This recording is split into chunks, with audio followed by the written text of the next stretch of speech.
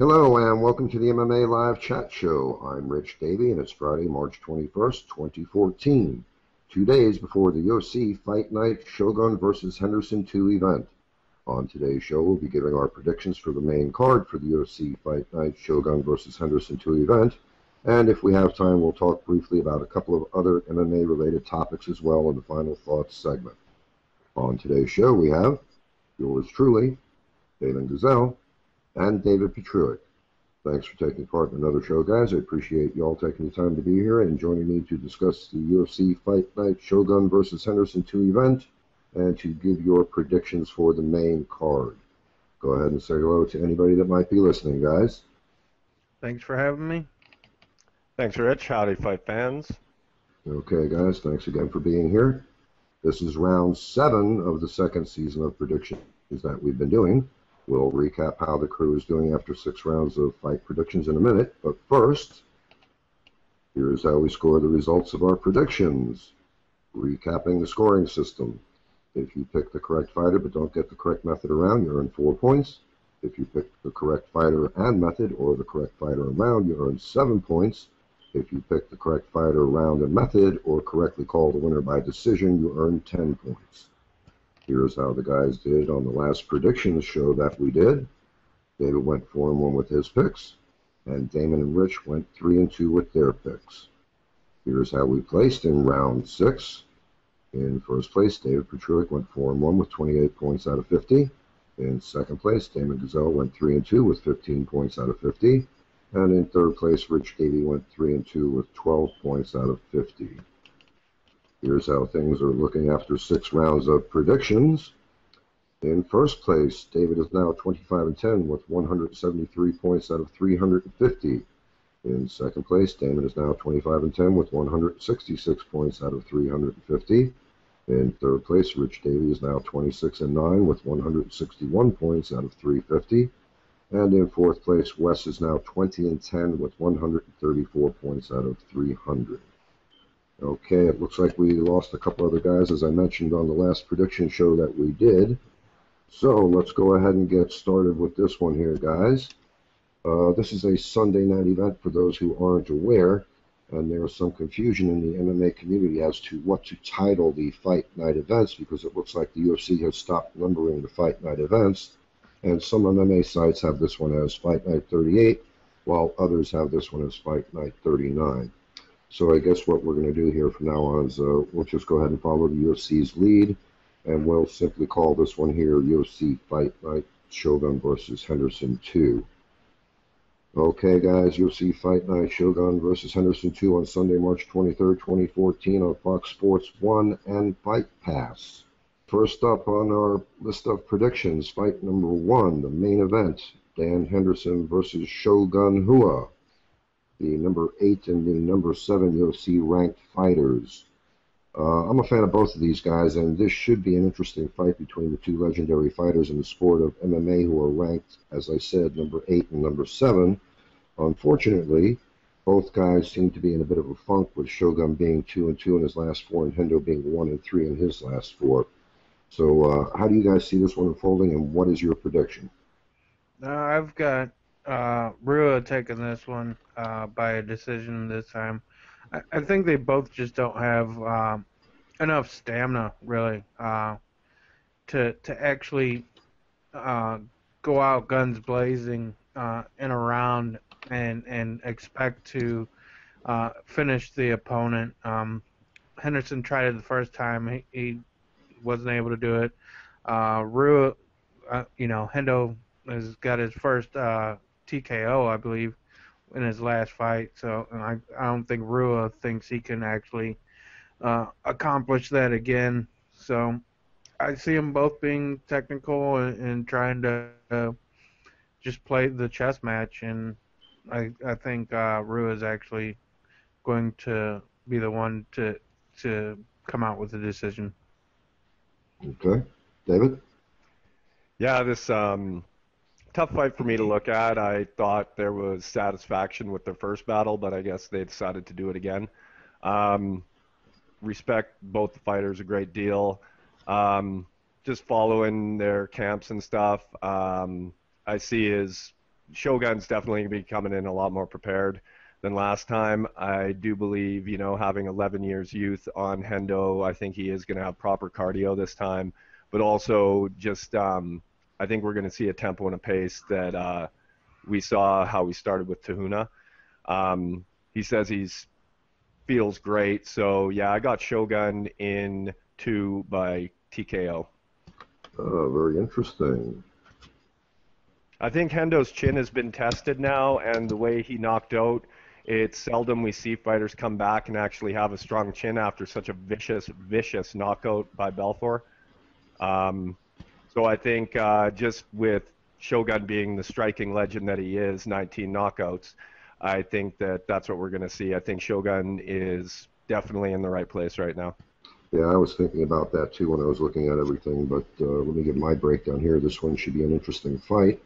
And as I mentioned earlier, both guys seem to be on a bit of a funk, with Shogun being 2-2 in his last 4 and Hendo being 1-3 in his last 4. And looking at their last 10 fights, Shogun is 5-5, while Hendo is 6-4. And oddly enough, Shogun is a bit of a favorite by odds makers, but that may be due to the recent TRT ban. And Hendo will be going into this fight without a TUE for TRT. Looking at the physical stats, the age differential might be a factor, since Shogun enjoys a big 11-year edge in that stat, as David mentioned. Both men are the same height at 6'1", but Shogun has a 2-inch reach advantage. Hendo is the more experienced fighter with 7 more wins and 3 more losses than Shogun, and he's on a 3-fight losing streak coming into this fight. Both of these guys hit hard, and both of them can take a shot. And between the two of them, they have 32 KOs or TKOs. I was originally thinking that somebody was going to get knocked out in this one when I was looking at the numbers, and it may unfold that way as David is predicting, but I think this one is going to go to a decision, so I agree with Damon on this one. I think the decision is going to favor Shogun Hua, so I'm going with Shogun Hua by decision. Any comments, fellas? Yeah, I think Henderson is possibly going to try and go out with a victory. That might cost him. I know he's got bad cardio for a 5-round fight. If it was a 3-round fight, it'd be a totally different pick. But being a 5-round pick, I just don't think he has cardio anymore. And if he didn't get that TRT exemption for this fight, which I thought they were going to allow him to still use it for this fight. I'm not sure if that is. And I thought that he was supposed to be the last fighter able to use it. No, but I thought that was immediately that ban went into effect. Yeah, I had read somewhere where they were saying that he might be the last one actually exempted from it, and because the fight was already booked and everything else, and it's probably going to be his last fight. I thought he just resigned, didn't he? Yeah, I think he still has 2 more fights after this, actually, on his the contract he resigned. 2 or 3, actually. But without the TRT, I mean, I thought he signed a 6-fight deal. He had signed a long deal, but that was before the TRT thing, and without him being able to use TRT anymore, he might not be able to compete. I mean, he is an older guy, and he is one of the people I see that would necessarily need it more than the rest, more than like Belfort. So you're saying if he loses this one, you think he's going to retire? It's possible. Look at how old the guy is. I mean, he's been around a long time. And yeah, I watched UFC Tonight the other day, and that didn't seem to be the sentiment of most of the guys on the show. They were all thinking that even though he's a bit older, 43 years old, that he still has a lot of fight left in him, and they didn't seem to be indicating or thinking that he was going to be retiring, especially with that new deal that he just signed. So yeah, I understand your train of thought on that, but yeah, if he goes 0-4 in his last 4, that gives him something to think about. And yeah, maybe because the TRT, he won't be able to, use TRT any longer. That might impact his decision on whether or not he wants to go forward. But with that deal that he's got, I would say at the very worst, they would, put him as a top 10 gatekeeper in the UFC rather than get rid of him. And even if they do let him go, he's not going to go anywhere. I don't think. I don't If they see. cut him, does that make him free of his contract, or what? What's the deal with that? I don't see him getting cut. I'm thinking him possibly retiring, and I believe you can retire even if you are under contract. Well, you can retire, but you still can't go fight anywhere else if you wanted to fight somewhere else. Exactly, but that's what I'm saying is I think that without being able to use the TRT, he's going to be at a major disadvantage because, that he's one of those guys that I don't think was abusing it. I think he was taking it to keep his levels up. Yeah, he never tested positive, did he? Not that I ever heard of or seen. Yeah. I think it's just he's a guy that he's a wrestler.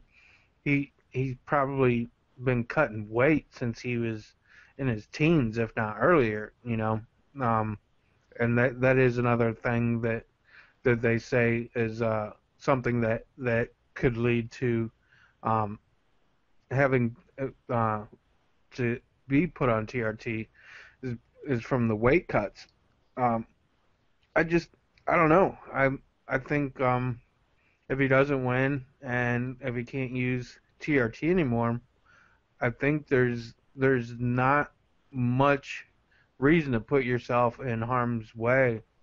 Yeah, but like I said, with that big contract that he has, I would say more than likely he would still be willing to stick around for at least another 2 fights anyway. It's possible. Yeah, I mean, he would be the gatekeeper without a doubt for that division, for the top 10. So even if he loses and he's ranked at number 8, he probably is going to still be in the top 10 because he's losing to a number 7 guy if that happens, as we all are suspecting. David, your thoughts on this? Yeah, I think Hendo has a plan. He wants to obviously set himself up for retirement, so I think he's going to run out his contract no matter what happens, try to get as many headline fights as he possibly can, get some retirement money. He's got his gym, so yeah, win or lose, he's still going to be around. Yeah, I think so too.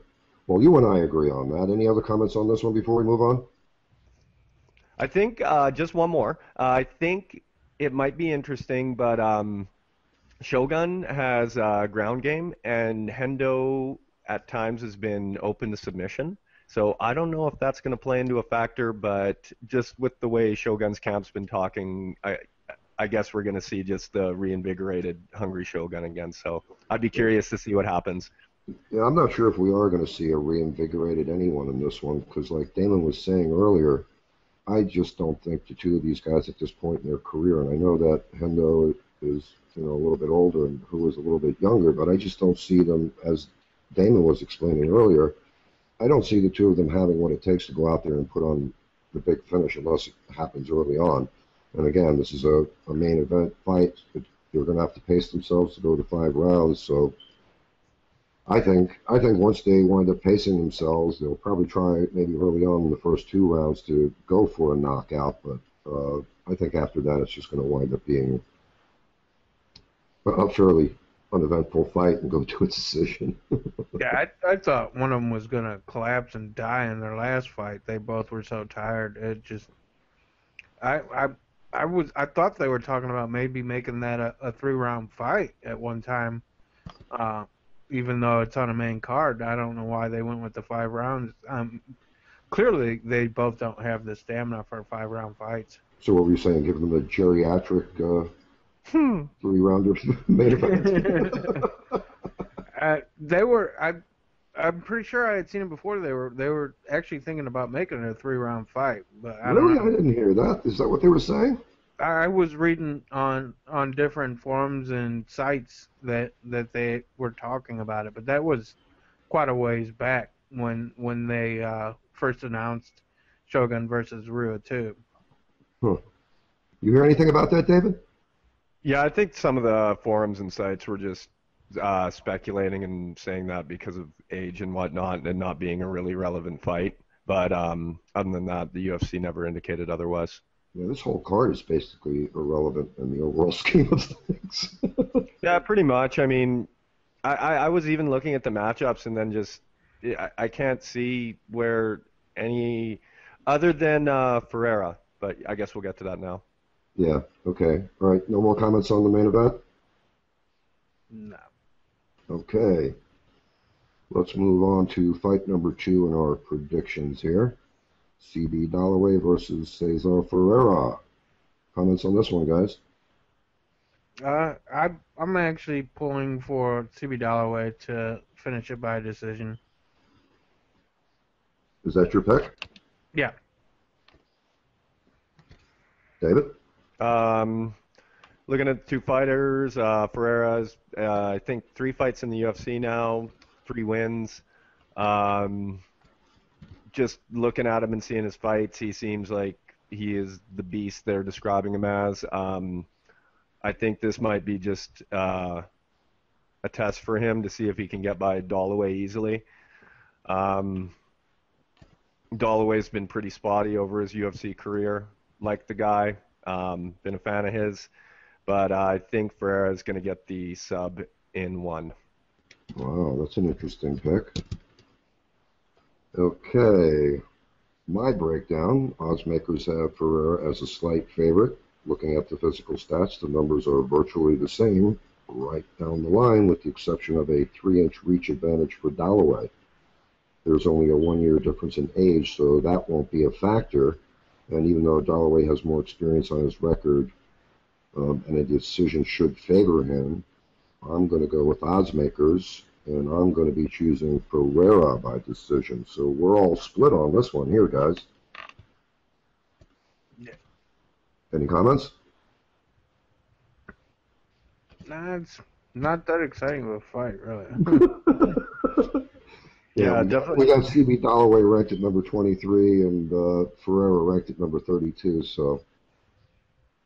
Yeah, like I was saying, I think it's just a test to see if Ferreira can, after some, semi-impressive wins, if he can actually kind of jump up there and maybe, make something of his career. But we'll see. I think all 3 of his fights actually have been finishes in the UFC. So. Yeah, I don't recall. I know I looked at that this morning, but I was having a hell of a time trying to go to sites and research things today. I don't know what the hell the problem was. Nah, well, his last 3 fights were, he had 1 finish, a round 1 submission over Thiago Santos. How long ago was that one? That one was August 3rd, 2013. And then he got a split decision over Serafin, UFC Fight Night, November 9th. That was actually the Belfort-Henderson fight. Yeah, and when I did my research today, it looks like fans are overwhelmingly favoring Ferreira to win this one. But it seems like the general sentiment is that it could go to a decision, which is why I guess both Damon and I figured this would go to a decision. But damn, David, you're going out on a limb again. I hope that pick doesn't pay off for you. Yeah, I thought maybe just with how I looked at things, instead of a lot of times playing it safe, maybe go with the gut and call it how I see it. Yeah.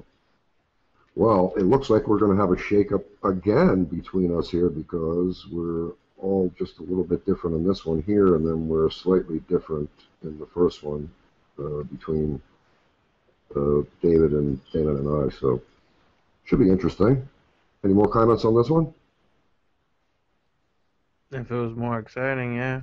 I think that's the problem we're going to run into this when we're doing the predictions on this one, because as I was going through and looking at everything, it's like all these guys are either not ranked or ranked way down in the rankings, and a lot of them, they're not even ranked in the UFC, and you have to go elsewhere to see them, as far as where they're ranked in their division. So Yeah, that's the problem of putting on too many cards. I mean, it's nice to see fights a lot, but Yeah, I thought 54 cards this year was a bold, bold decision by the UFC.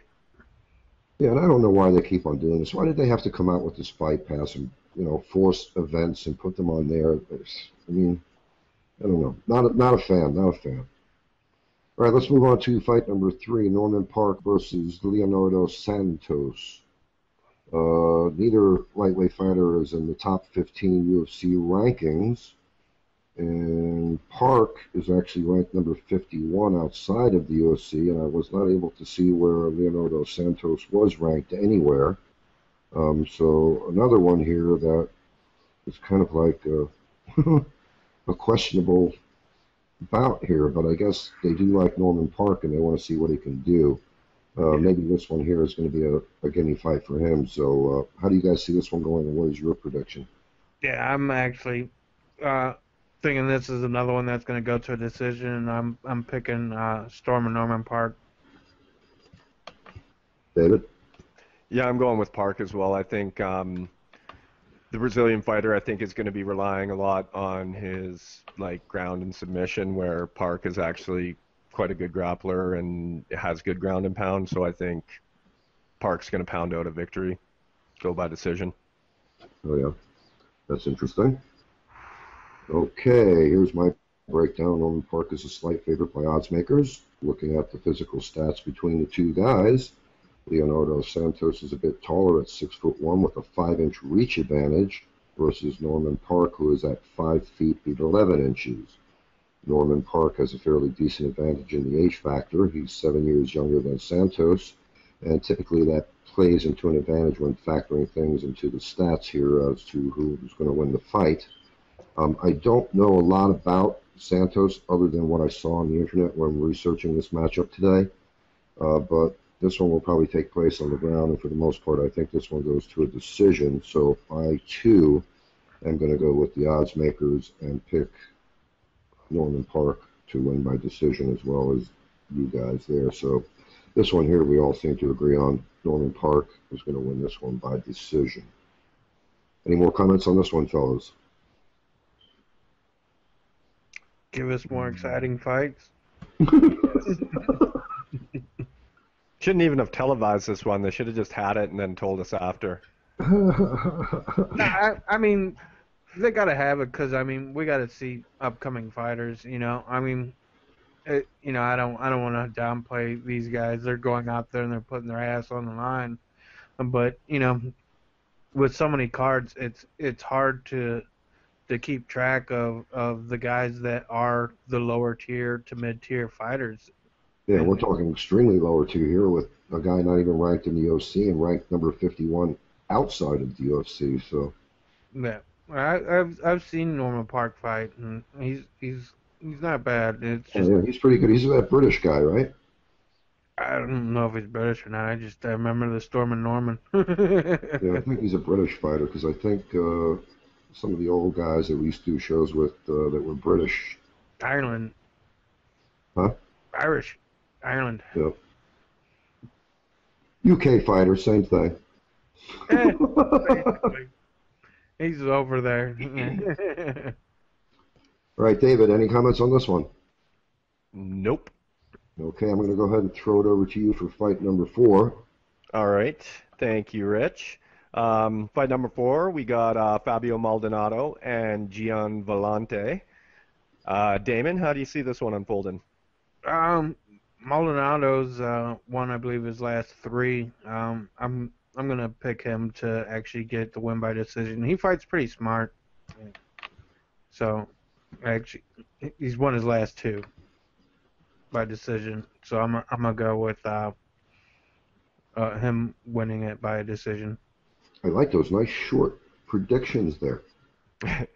Yeah, I think both. I think they're going to keep this one standing. Both are. I think have that kind of potential to put each other on the mat, but I can't see it going to the one of them finishing the other guy. So yeah, I think I'm going to go with Maldonado by decision. Okay. My breakdown. Villante is a slight favorite by odds makers, but this one is basically a flip of the coin when you're looking at the odds. And looking at their physical stats, both men are nearly identical in this category. Villante has a bit of an edge in the age category and is 6 years younger, so that might be a factor in things here. Both fighters can KO opponents, as David mentioned, but Maldonado has the better edge there. I believe he has more KOs in a significant number. I don't recall exactly what they were. But fight stats seem to indicate that Maldonado has a better chance of winning this one. So I, too, am going with Maldonado for the win, and I think it'll be Fabio Maldonado by decision. So we all agree on that one. Comments, fellas? Woo! That of the card, of the main card, could actually be kind of a fun fight to watch if these two guys do go in the middle and start trading. Because the last fight with Maldonado, that's exactly what I saw from him, and a ton of heart. I remember he had stepped in late for somebody, and yeah, his last fight he went to war and showed a lot of heart and shows he had a good chin. So it could be a fun fight. Yeah, I like watching Maldonado fight, but I don't know anything about his opponent really, so it's one of those things. It could have been a better fight if they would have put him up against somebody that's known, but well, the problem with that is neither lightweight fighter is ranked in the top 15 of the UFC. Outside of the UFC, Maldonado is ranked number 25 and Villante is ranked number 32, so kind of weird that they're putting on these fights like this because they really have no impact on the rankings in the UFC. It's odd, but I guess they need to show off Brazilian fighters since it's a Brazilian card, huh? Yeah. And the sad thing is we're picking a lot of, other than him, a lot of non-Brazilians to win, which probably is not going to bode well. Any more comments on that one, David? No, just that's one that I was kind of looking forward to, and hopefully going to see a slugfest at two light heavyweights. Yeah, it could go that way. Like you were saying, both of these guys can knock the other one out. We'll see what happens. Yeah. All right. Up next, and you'll have to forgive me and everyone if I have trouble with the pronunciation of these guys' names, but Michel Prazeres versus Mairbek Taisumov. Damon, how do you see this one going? I'm picking the Russian.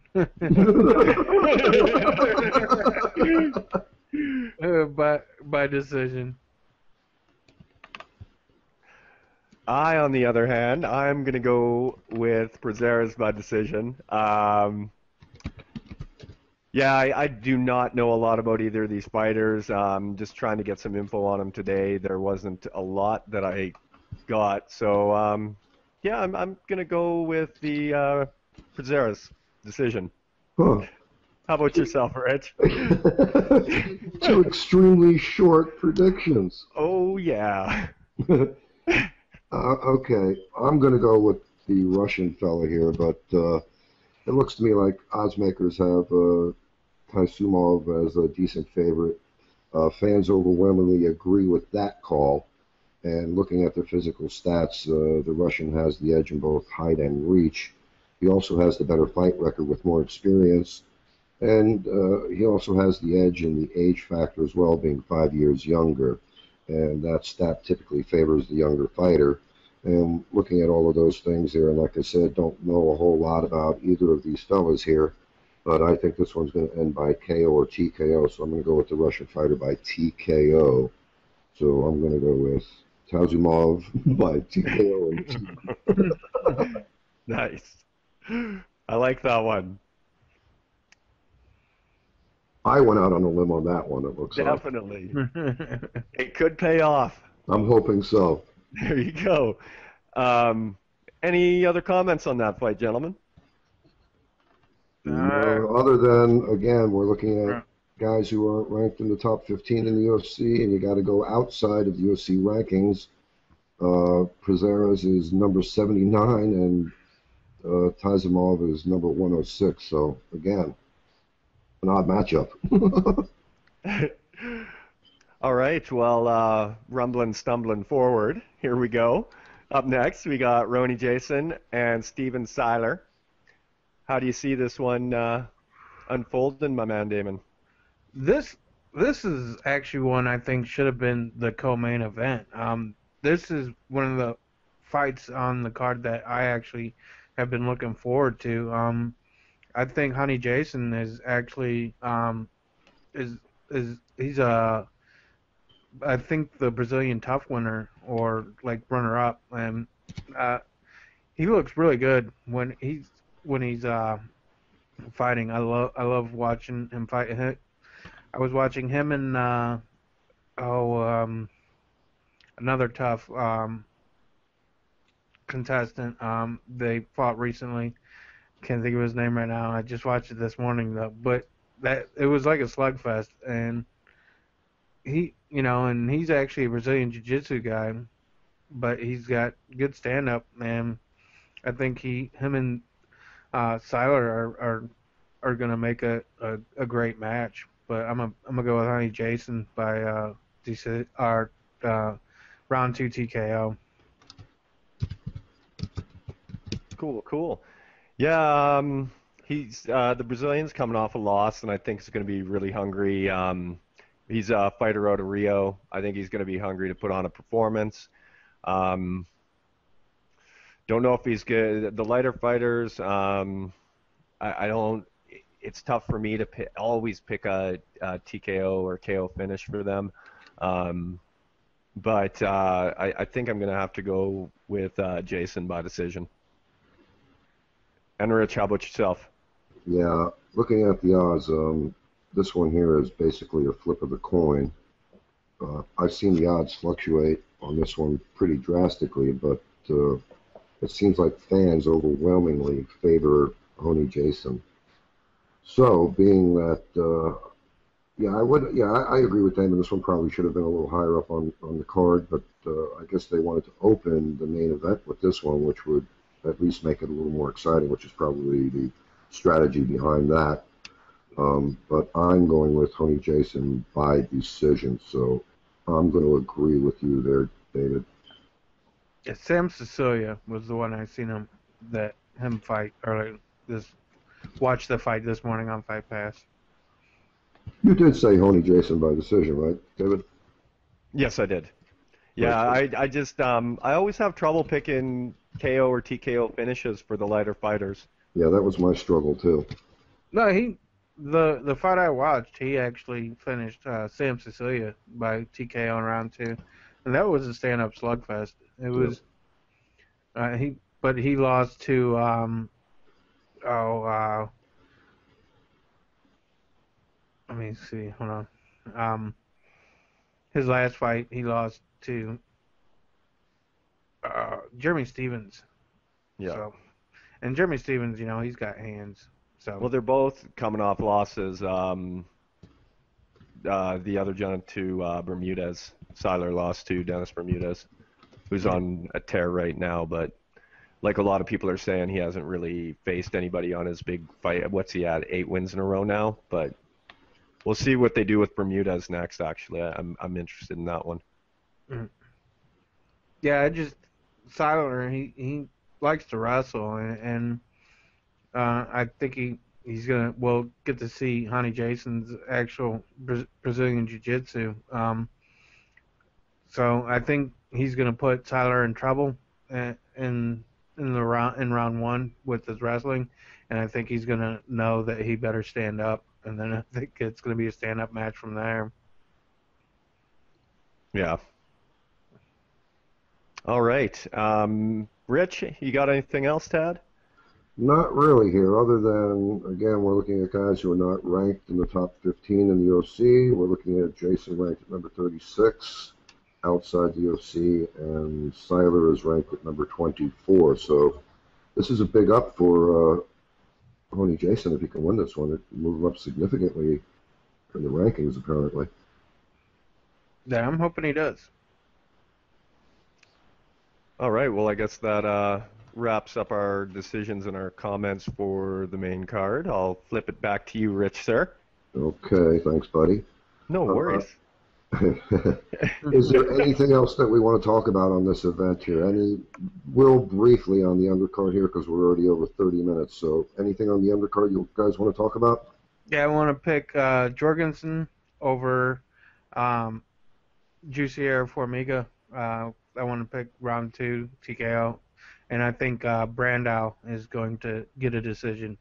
Those are 2 fights I think probably could have been on the main card. Yeah, I wonder why they won. Especially Jorgensen and Formiga, because they're both ranked. Formiga's like ranked number 6, and Jorgensen's like 13.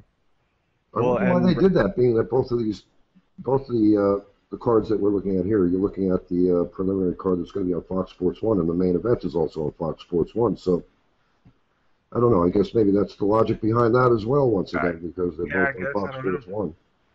And it's possible that the time thing has something to do with it. Maybe they want the... Well, probably they want to have a couple exciting fights on the preliminary card that opens the event, so that could be the logic. Yeah, but those are two named opponents, or 2 named fighters. We know Brandao because he's gonna cut people, and we know Jorgensen too.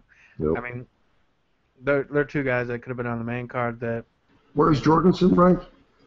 13th, I believe it is. Wow. But he just went down to that weight class too. Nope.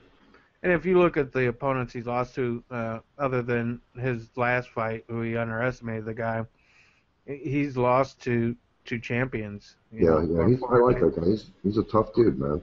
Oh yeah, he puts it out there every. I had every time. Brandao by stabbing in the locker rooms prior to the fight.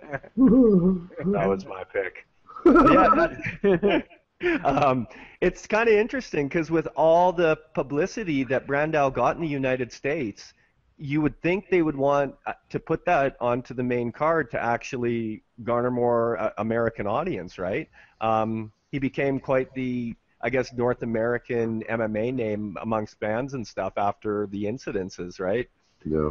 Yeah, I don't get it. Like when you're putting it on a prelim, I can see it for a pay-per-view. But not for a card that's going to be on the same channel after. Could they really take some of those guys who weren't even named and put them on the preliminary card on Fox Sports 1? I guess they needed to have some name recognition on that preliminary card. And why is there 6 fights on the card? This is one of those events where we got 6, 7, 8, 9, 10, 11, 12. That has happened on a Brazil card before, though, where there's been 6 mains. I guess they're expecting a lot of finishes in a couple of them. And if there are so many decisions, which I picked a lot of decisions except for one, that's going to be a hell of a long card. Yeah. All right, let's wrap this up and move on here, guys. Any other thoughts here? So let's do a really brief final thoughts segment. Any other thoughts before we close the show? Nah. Other than it being on a Sunday, which really annoys the piss out of me, I probably won't even watch it. Yeah, I wasn't real crazy about that either. I didn't realize until today when I was looking at the picks and everything that it was a Sunday event. Wonder why they do that. I don't know. To piss people off, I guess. Because the only event that's on Saturday is a British event. I can't remember which event it is, but tonight, of course, it was the Bellator event. I'll finally get a chance to watch one of those. I guess college hoops or something maybe on Saturday. Oh, is that what it is? I don't know. I really can't stand. I really don't. I really can't stand what's going on with the UFC and Fox Network. I'm really bummed out about it, man. Yeah. We'll see how that pans out. Yeah. But for now, we've reached the end of the show, fellows, and it's time to say goodbye. So if you want to say goodbye, now is the time to do it. Take it easy, Rich. Take it easy, everyone. You too, David. Take it easy. You too, Damon, Rich, and you guys have a great weekend. And if you guys do get a chance to sit down and watch the fights, enjoy. All right, guys. Thanks again for being here. I appreciate it. We'll see you the next time. See you next time. All right. Bye-bye.